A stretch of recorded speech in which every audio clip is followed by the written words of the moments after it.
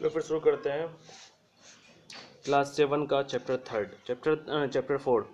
4 का हिस्ट्री में हम देखते हैं वो है मुगल एम्पायर। क्योंकि चैप्टर 1-2 हो चुका था, अब लेसन चैप्टर 3 को देखना है। चलो फिर इसका रीडिंग करते जाते हैं, सब मतलब बोलते जाते हैं। In the middle age a very powerful empire was that the Mughal, मतलब कि मध्य समय में, जैसे कि मुगल अम्पायर का जो स्थापना हुआ था 1526, चूँकि 1526 में बाबर और इब्राहिम लोदी के बीच में पानीपत का बैटल हुआ था। पानीपत का प्रथम विश्व युद्ध हुआ था। इस युद्ध में इब्राहिम लोदी हार गया, बाबर विजय हुआ और यहाँ से मुगल एम्पायर का साम्राज्य शुरू हुआ। ठीक है, तो वही middle age a very powerful empire, मतलब एक बहुत शक्तिशाली साम्राज्य जिसको कि हम मुगल कहते हैं, इसका स्थापना हुआ था, मिडिल एज में शुरू हुआ। फ्रॉम द लेटर, इसके बाद half of the 16th century they expanded their kingdom from Agra and Delhi, मतलब इन लोगों ने अपना साम्राज्य को दिल्ली से आगरा तक बढ़ा दिया, मतलब ये पूरा फैल गया वहाँ तक। Until in the 17th century they controlled nearly all of the subcontinent, और 17वीं शताब्दी तक वो लगभग पूरे महाद्वीप में या लगभग सारे क्षेत्र में भी वो कंट्रोल कर लिया था। The legacy left by the stents unparalleled, वह जो भी विरासत या जो पैतृक संपत्ति जो भारत में छोड़ा है वह अद्वितीय या वो अद्भुत है। लीगेसी मतलब होता है पैतृक संपत्ति, या उसको हम बोल सकते हैं कोई भी जो धन संपत्ति, या विरासत भी बोल सकते हैं, विरासत। ठीक है, लीगेसी मतलब विरासत बोल सकते हैं। और स्टैंड्स अनपैरेलल, अनपैरेलल मतलब कि अद्भुत या जिसका कोई मूल, जिसका कोई जोड़ ना हो, बेजोड़ बोल सकते हैं अनपैरेलल।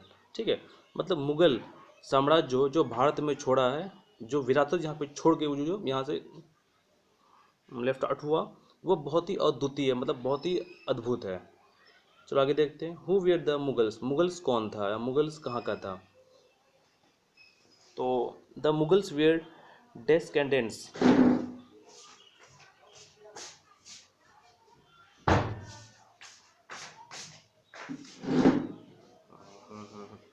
कहाँ पर थे हम Mughal? The Mughal were descendants of to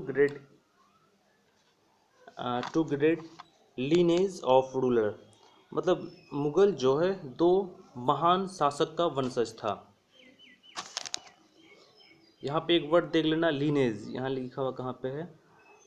Mughal were descendants of two great lineage, हाँ लीनेज मतलब वंशज या फिर कुल वंश। तो Mughal were descendants of two great lineage, मतलब मुगल जो है दो महान जाति या फिर दो महान वंशज का वो लोग जाति था। फ्रॉम द मदर साइड मतलब माँ की ओर से, वह डिसेंडेड ऑफ चंगेज़ खां, वो माँ की ओर से चंगेज़ खां का वंशज था। चंगेज़ खां एक बहुत ही बड़ा रूलर था, वो भी बहुत ही खतरनाक सा था जो भी है। And from father side descendants of Timur, और वो पिता की ओर से तैमूर का वंशज था। मतलब यहाँ पे दो अलग अलग वंशज मिलके मुगल साम्राज्य बना है। माँ की ओर से देखें तो चंगेज़ खां का वंशज है, बाप की ओर से देखें तो वो तैमूर का वंशज है। मुगल मिलिट्री कंपेजेंस, मतलब मुगल का सैनिक अभियान, वह क्या सब क्या है सेना में। चलो पढ़ते हैं। Babur the first Mughal empire captured in Delhi 1526 by defeating Ibrahim Lodi in battle of Panipat, वही बात जो हम शुरू में बोल रहे थे कि बाबर जो है पहला मुगल साम्राज्य था जो कि 1526 ईस्वी में दिल्ली पर आक्रमण, मतलब दिल्ली पे अपना अधिकार कर लिया, कैप्चर कर लिया दिल्ली को। क्यों किया? चूँकि वो इब्राहिम लोदी को पानीपत का प्रथम युद्ध में हरा दिया था। इस तरह से बाबर यहाँ पे आके आक्रमण कर लिया। नंबर फर्स्ट का ये मतलब था, ये वाला पॉइंट। नंबर 2 में देखते हैं। Humayun captured Delhi back in 1555, Humayun जो है वो दोबारा दिल्ली को 1555 में आके कैप्चर कर लिया, अपने अधिकार में ले लिया। ठीक है, वो कुछ समय के लिए किया था, फिर भाग गया, वो मार के भगा दिया उसको। कौन? अरे हुमायूं ने, हाँ ठीक ठीक, हुमायूं। उसके बाद बाबर, हुमायूं, अकबर, जहांगीर, शाहजहां, औरंगजेब, फिर था लास्ट में बहादुर शाह जफर। हाँ आगे पढ़ते हैं। अकबर कैप्चर चित्तौड़ 1568, अकबर जो है चित्तौड़ पर आक्रमण, चित्तौड़ को अपने साम्राज्य में मिला लिया। 1568 में रणथंबोर, गुजरात, बिहार, बंगाल, कश्मीर, बेरार एंड खानदेश, ये सब पूरा साम्राज्य जो अकबर अपने समय में अपने राज्य में इसको भी शामिल कर लिया था। वैसे अकबर जो था ना, उसके शासनकाल में भारत सबसे बड़ा बड़ा क्षेत्र था, मतलब वो लगभग सारे सब कॉन्टिनेंट्स को अपने साम्राज्य में मिला लिया था। अकबर एक बहुत ही प्रवक्त और फिर कुशल नेता था, वो बहुत स्किलफुल था वो। Jahangir took campaigning against the Sikh and Ahoms. Jahangir जो था वह सिख समुदाय और होम समुदाय के अगेंस्ट के खिलाफ में अभियान चलाया था। कौन? जहांगीर सिख के खिलाफ में था। वाह। Shahjahan captured Ahmadnagar and Bijapur. शाहजहां जो है अहमदनगर और बीजापुर को अपने साम्राज्य में मिलाया या उसको वो कैप्चर किया। Aurangzeb waged a long battle in Deccan. और औरंगजेब जो था डेक्कन के साथ में एक लंबा युद्ध किया था, बहुत लंबे समय तक वो युद्ध किया था। मुगल ट्रेडिशंस ऑफ सक्सेशन, मतलब मुगल में राजा बनना या फिर जो उत्तराधिकारी होता है उसका क्या परंपरा था, ठीक है, वो देखते हैं।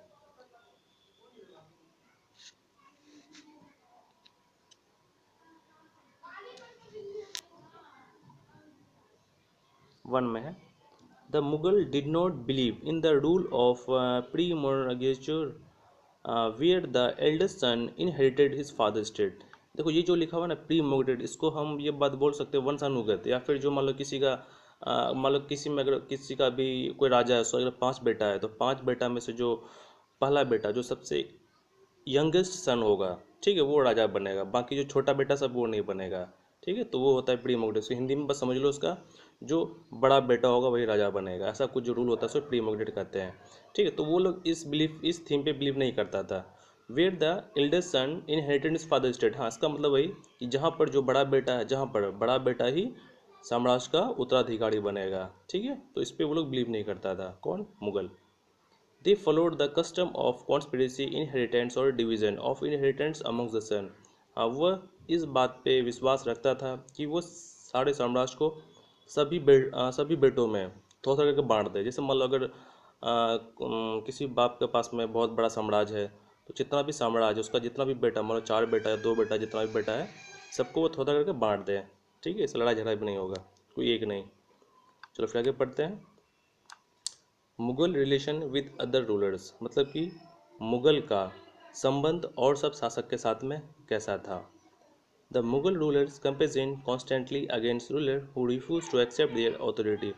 मुगल साम्राज्य जो है लगातार वह आक्रमण किया या अभियान किया इसके खिलाफ में जो उसका अथॉरिटी को स्वीकार नहीं करता था, मतलब जो उसके साथ में शामिल नहीं होता था या उसका बात जो नहीं मानता था, वो लगातार उस पर आक्रमण करता था। चलो अच्छी बात है, उस समय में ये चीज़ था तो क्या करेगा। 2 में देखते हैं। But as the Mughals become powerful many others rulers. लेकिन मुगल जो है और सभी शासक, जितना भी शासक था उन सब में बहुत ही पावरफुल मुगल था।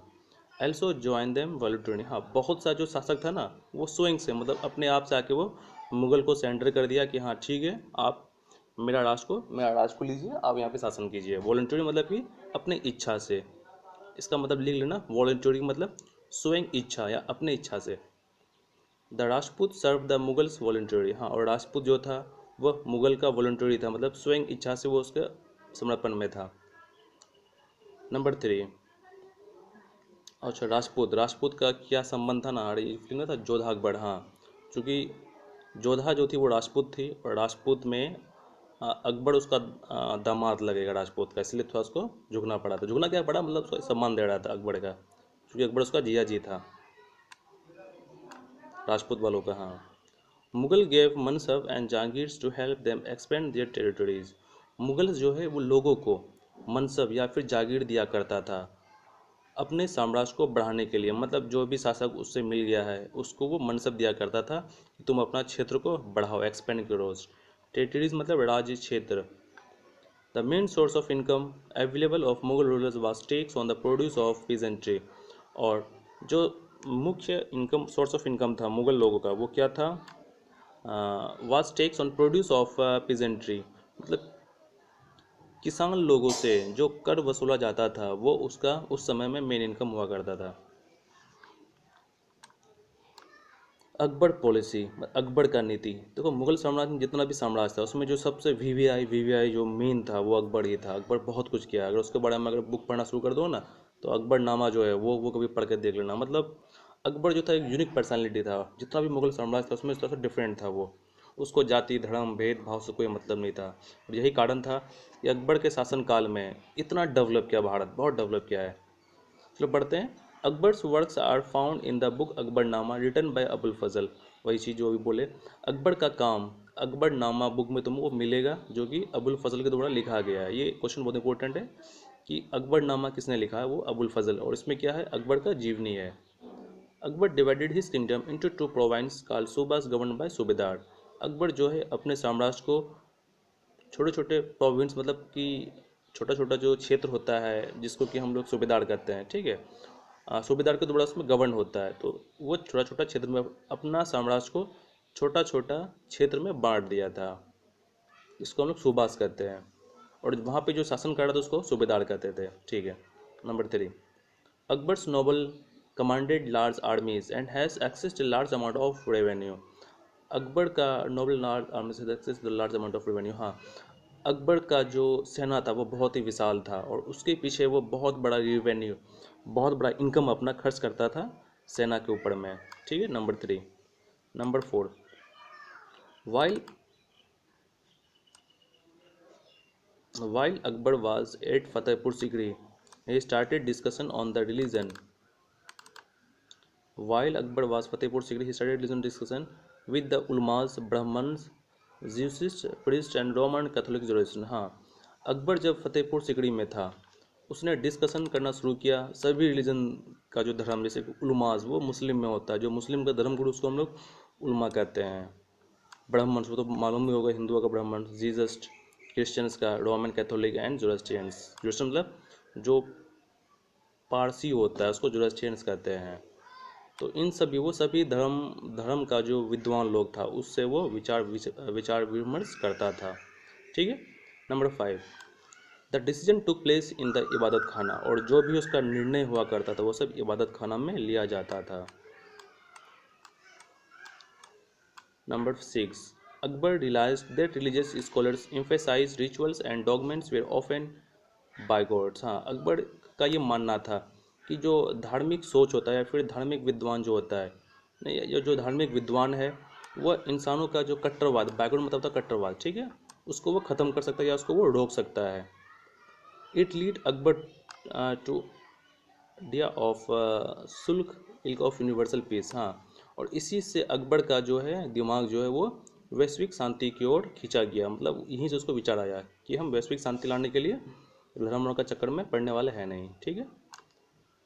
Number 8, Shahjahan and Jahangir also followed this principle. और शाहजहां और जहांगीर, जो अकबर का बेटा था कौन, जहांगीर, और फिर शाहजहां का उसका शाहजहां का कौन लगेगा, दादा लगेगा, हाँ।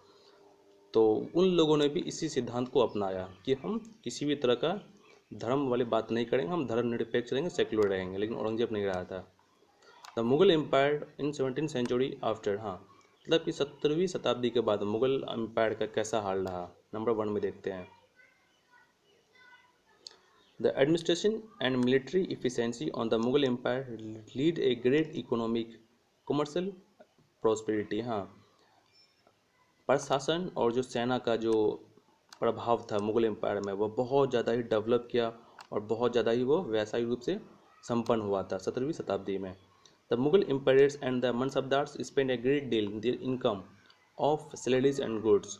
मुगल साम्राज्य और मनसबदार्स वो सब अपने इनकम का एक बहुत बड़ा हिस्सा जो है लोगों को सैलरीज देने में और सामान देने में यूज़ करता था या फिर इस्तेमाल करता था। The wealthier peasantry and artisans groups of the merchants bankers profited in economic world। जो भी धनी किसान था, आर्टिसंस ग्रुप जो कि कुछ आर्ट बनाता है, एंड मर्चेंट्स या बैंकर्स प्रॉफिट। मर्चेंट्स मतलब व्यापारी, बैंकर्स मतलब कि जो तभी लोन वोन दिया करता था। ये सभी जो है अपने लाभ का एक बहुत बड़ा हिस्सा जो है वो टैक्स के रूप में दिया करता था, जिससे कि इकोनॉमी जो है वो डेवलप हो जाए। Primary producers however live in the poverty. हाँ, लेकिन कुछ जो प्राथमिक उत्पादक था वो गरीबी में था उस समय में भी। By 18th century several provinces started declaring independence. लेकिन 18वीं शताब्दी के शुरू में क्या हो गया, बहुत सा प्रदेश ऐसा था जो अपने आप को स्वतंत्र घोषित करने लगा कि हम स्वतंत्र हैं, मेरे ऊपर मुगल वुगल किसी का भी शासन नहीं है, हम किसी भी शासन के अंदर में नहीं आते हैं। Though they continue the regard Mughals as a master. लेकिन वह लोग भी मुगल को अपना ही मास्टर मानता था कि हम मुगल साम्राज्य मेरे ऊपर शासन कर रहा है। लेकिन वो सब क्या था कि सेल्फ इंडिपेंडेंट था, कि मेरे ऊपर किसी का शासन नहीं है, लेकिन वो मास्टर के रूप में, चीफ के रूप में वो लोग मुगल को ही मानता था। तो चलो फिर ठीक है, यहाँ तक जो मुगल एम्पायर का जो भी इम्पोर्टेंट चीज़ था वो सब बिल्कुल इसमें दे दिया गया है। इसमें करना क्या कि पॉइंट बाय पॉइंट इन सारी चीज़ों को एक नोट्स बना लोगे। नोट्स में जैसे कि हर एक टर्म में 2 से 3 पॉइंट को लिखना है और उसको याद करना है। क्योंकि बुक अगर देखते हैं तो बुक का अगर वीडियो बनाते हैं तो कम से कम वीडियो 2 से 3 घंटा का बन जाएगा, तभी चैप्टर ख़त्म होगा। ठीक है, तो चलो फिर हिस्ट्री का 4 लेसन लगभग कंप्लीट हो गया है। अगर एग्ज़ाम होता है लॉकडाउन खुलने के बाद तो जितना भी चीज़ इसमें लिखा हुआ है इसी भी से क्वेश्चन आएगा, इसके बाहर एक भी नहीं आएगा। इसलिए इन सब चीज़ों को ध्यान से देखना और समझना। और अगर किसी भी वर्ड्स में प्रॉब्लम होता है, क्योंकि सबका हिंदी हम बोल ही देते हैं, ठीक है, अगर वीडियो को सही से अगर सुनते हो तो लगभग सबका मीनिंग पता चल जाएगा। या फिर भी कोई दिक्कत हो तो फिर व्हाट्सअप कर देना है, नंबर सबको मालूम ही है, और इसका नोट्स कर लोगे। अब तक हिस्ट्री, सिविक्स, ज्योग्राफी सबका हो रहा है, नोट्स सबका कंप्लीट होना चाहिए। चलो फिर ठीक है, मिलते हैं नेक्स्ट वीडियो में।